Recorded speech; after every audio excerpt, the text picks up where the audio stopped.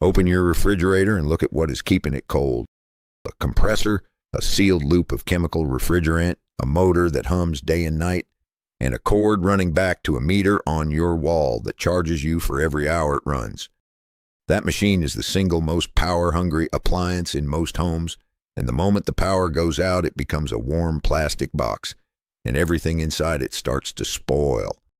Now imagine a different kind of cold box. One with no motor, no cord, no refrigerant, no electricity of any kind. One that keeps vegetables crisp and fresh for weeks, that works in a blackout, that works off the grid, that works in a place that has never had a power line in its life. It costs a few dollars, it is made of 2 clay pots and a bucket of sand, and it has been quietly saving food for thousands of years. I want to show you it working before I explain a single thing, because the result is the part that changes your mind. These peppers, these tomatoes, this bunch of greens, I put an identical set on my kitchen counter 3 weeks ago, and I put this set inside the clay pot cooler I'm about to teach you to build. This is what 3 weeks on the counter looks like. Soft, wrinkled, going to rot. And this is the set from the pot. Still firm, still crisp, still good. Same 3 weeks, same kitchen, same summer heat.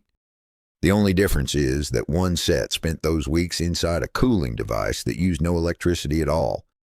Not less electricity. None. So the question that should be turning over in your mind is a good one. If 2 clay pots can keep food fresh for weeks with no power, why is this not something everyone knows? Why do we treat a humming, expensive, electricity-devouring machine as the only possible way to keep food from spoiling? The answer is not sinister, and I'm not going to pretend it is. It is something quieter, and honestly more interesting than a conspiracy. It is a story about a piece of knowledge that was so old and so ordinary that when a newer, flashier machine came along, we simply set it down and walked away from it, and within a couple of generations almost nobody remembered we had ever known it at all. Let me take you back to where it started, because the physics behind it is genuinely beautiful, and once you understand it, you will see it working everywhere. The whole thing runs on one of the most elegant tricks in nature, and you have felt it 1,000 times without naming it. Step out of a swimming pool on a warm day and stand in a breeze, and you feel cold even though the air's hot. Wet your finger and hold it up, and one side feels chilly. That chill's not your imagination. It is real, measurable cooling, and it is called evaporative cooling. Here's what is actually happening. When water turns from a liquid into a vapor and floats away into the air, it has to absorb energy to make that change, and the energy it absorbs is heat. It pulls that heat directly out of whatever surface it is evaporating from. So as the water on your skin evaporates, it carries your body heat away with it, molecule by molecule, and you feel cold. Water evaporating is quite literally a heat pump you can hold in your hand. It is one of the reasons your body sweats. Sweat is not just wetness. Sweat is your body using evaporation to cool itself. The same principle built into you. Now take that principle and wrap it around your food. That is the entire invention. If you surround a chamber with a wet surface and you let the water in that surface slowly evaporate into dry, warm air, the evaporation pulls heat out of the chamber and the inside gets cool. Keep the surface wet and it stays cool hour after hour, day after day, drawing no power from anywhere because the sun and the dry air are doing all the work for free. That is not a machine in the way we think of machines. There's nothing to break. There are no moving parts. There's just water, doing what water has always done, aimed on purpose at the job of keeping your food alive. And people figured this out an astonishingly long time ago. The ancient Egyptians understood it well enough to paint it on their walls. There are frescoes showing servants fanning large, porous clay jars of water, and they were not just being decorative. Fanning moving air across a porous jar speeds up evaporation, which cools the water inside. Wealthy Egyptians drank cooled water in the desert heat thousands of years before anyone had a word for thermodynamics, because they had noticed how the world worked and built around it. Across the ancient world, from Persia to India, porous earthenware was used to keep water and food cool, not by accident, but as understood deliberate technology. This is knowledge as old as civilization, and it never stopped being true. It only stopped being remembered. Before I show you how to build one, I want to say something directly to whoever's watching this and quietly running the numbers on their own grocery bill and their own power bill. If you have ever thrown out a crisper drawer full of slimy, forgotten vegetables, if you have ever lost a fridge full of food in a storm, if you just want to lean a little less on a machine that never stops costing you money, then you already understand why this matters. Follow along, because reclaiming a skill like this is exactly what this channel is for. And if you know someone who gardens and grows more than they can store, or who lives somewhere the power is not something you can count on, this is the kind of thing that changes how they live. So pass it to them. But stay with me first, because the modern chapter of this story is the part almost no one has heard, and it happened within the last 30 years. By the late 20th century in the wealthy world, this knowledge was effectively gone.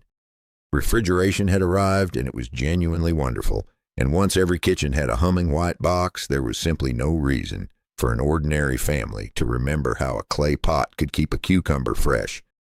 The old way was not banned or buried. It was just quietly made unnecessary, and unnecessary knowledge fades fast. But in the places the electric grid never reached, the problem it solved never went away. In parts of rural northern Nigeria, farming families grew good food and then watched much of it rot within days in the heat, because there was no way to store it and no power to run a cooler, even if they could have afforded one. Food that spoiled was income that vanished and nutrition that was lost. And in the 1990s, a teacher there named Mohammed Bah Abba looked at that problem and reached back for the old knowledge that the modern world had discarded. He took 2 clay pots, one nested inside the other, packed wet sand in the space between them, and built a cooler that ran on nothing but evaporation. Vegetables that used to last 2 or 3 days lasted 2 or 3 weeks. It transformed daily life for families who used it. Children could stay in school instead of running to sell perishable produce before it rotted. He gave the design away freely, spread it across the region, and in the year 2000 he won a major international award for it. A school teacher with 2 clay pots rediscovering a technology older than the pyramids and using it to change lives that the entire modern appliance industry had never bothered to reach. That is not a legend. That is recent history, and the device he shared is the exact one you're about to build. So let me hand it to you, because this is genuinely one of the simplest and most rewarding things you will ever make. You need surprisingly little.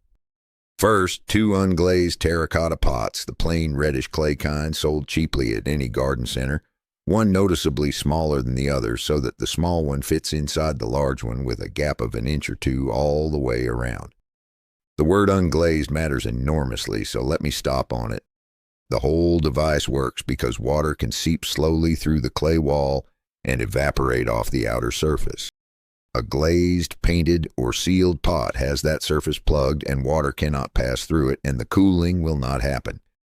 You want plain, porous, unglazed terracotta, the kind that feels slightly rough and drinks up water when you wet it. That porosity is not a flaw in cheap pottery. It is the working part of your machine. Second, you need sand, enough clean sand to fill the gap between the 2 pots. Third, water. And fourth, a piece of cloth or a small towel to cover the top. That is the entire shopping list. And the whole thing will cost you less than a modest dinner. Here's the assembly. If your larger pot has a drainage hole in the bottom, plug it with a bit of clay or a cork because you do not want your water draining away.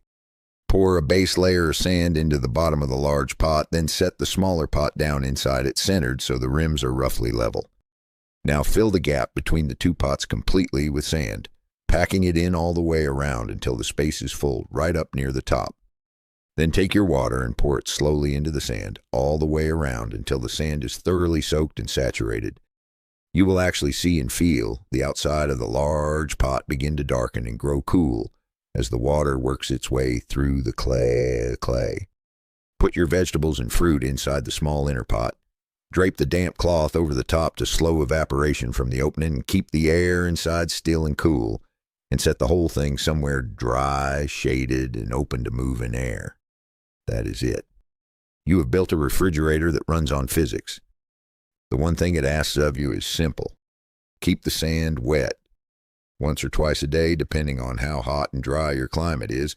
Pour more water into the sand to top it back up because the water is your fuel and evaporation is steadily spending it.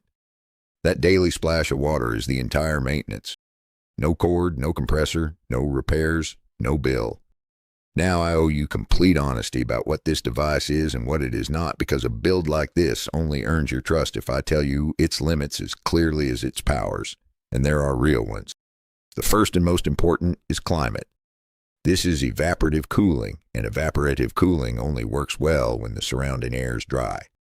In a hot, dry climate, the American Southwest, the interior West, anywhere the summer air is parched, this thing performs beautifully and can drop the inside temperature dramatically.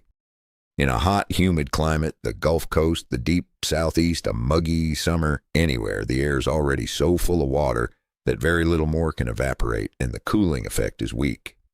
That is not the device failing. That is physics being honest, and I would rather tell you than have you build one on a swampy August day and feel cheated. The second limit is just as important, and it is about safety, so please hear it clearly. This is a cool box, not a cold box. It keeps produce cool enough to slow spoiling and stay fresh far longer, but it does not reach the temperature a real refrigerator holds. That means it is for vegetables and fruit only.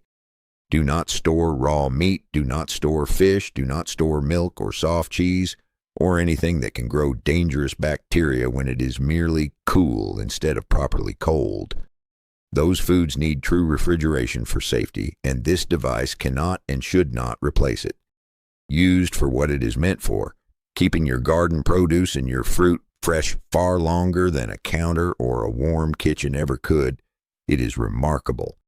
Ask it to be a full freezer or a meat locker and you are asking for trouble. Know the line, stay on the right side of it, and this will serve you wonderfully. What I find worth sitting with at the end of all this is how little was ever really lost.